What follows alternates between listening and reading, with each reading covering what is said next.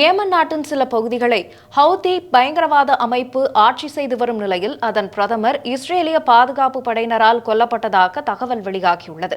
இது தொடர்பான கூடுதல் விவரங்களை டிஜிட்டல் பிரிவு அரசியல் செய்தி ஆசிரியர் அபினவிடம் கேட்டு பெறலாம்.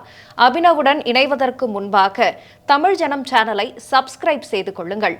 அபினவ், இனி உங்களிடம். வணக்கம். அரேபியன் பெனின்சுலால தென்கோடியில் இருக்கக்கூடிய நாடு தான் ஏமன்.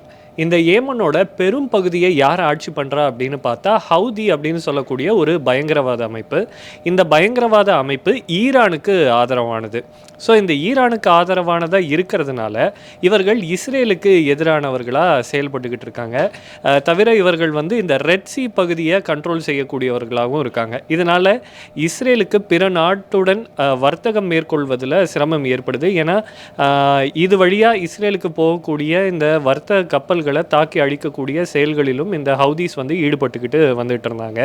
இந்த சூழ்நிலையில் ஒரு மிகப்பெரிய பிரேக்கிங் வந்துச்சு. அது என்ன அப்படின்னு சொன்னால், ஹவுதி பிரைம் மினிஸ்டரை இஸ்ரேலிய பாதுகாப்பு படைகள் கொண்டுடுச்சு அப்படின்றது தான் அந்த விஷயம்.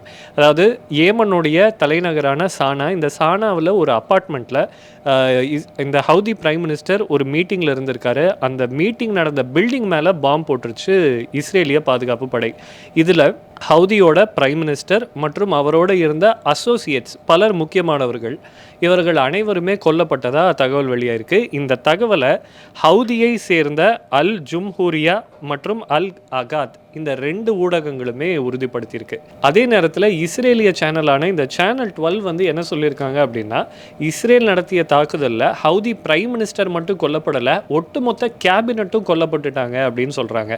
ஸோ இந்த பில்டிங்கில் இஸ்ரேல் கொடுக்குற தகவல் படி ஹவுதி பிரைம் மினிஸ்டரோடு சேர்த்து கிட்டத்தட்ட 12 கேபினட் மினிஸ்டர்கள் இருந்ததாக சொல்லப்படுது. கூடவே ஹவுதீஸோட இந்த மிலிட்ரி கமாண்டர், அதாவது ட்ரை சர்வீஸ் மிலிட்ரி கமாண்டர் மற்றும் டிஃபென்ஸ் மினிஸ்டர், இவர்களும் சேர்த்து கொல்லப்பட்டதாகவும் தகவல் வெளியாயிருக்கு.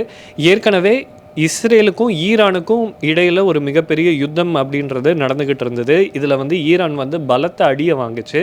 இந்த சூழ்நிலையில் ஈரானுக்கு ஆதரவாக இருந்த ஏமன், அந்த நாட்டை ஆட்சி செய்து வந்த ஹவுதீஸ், அவர்களுடைய அரசும் கவிழக்கூடிய ஒரு சூழ்நிலை ஏற்பட்டிருக்கு. இதனால் மத்திய கிழக்கு நாடுகளில் இஸ்ரேலினுடைய கை அப்படின்றது ஓங்கி இருக்கிறத நம்மளால் பார்க்க முடியுது. கூடுதல் தகவல்களை வழங்கியமைக்கு நன்றி அபினவ். இது போன்ற பல சுவாரஸ்யமான தகவல்களுக்கு தமிழ் ஜனம் தொலைக்காட்சியுடன் இணைந்திருங்கள்.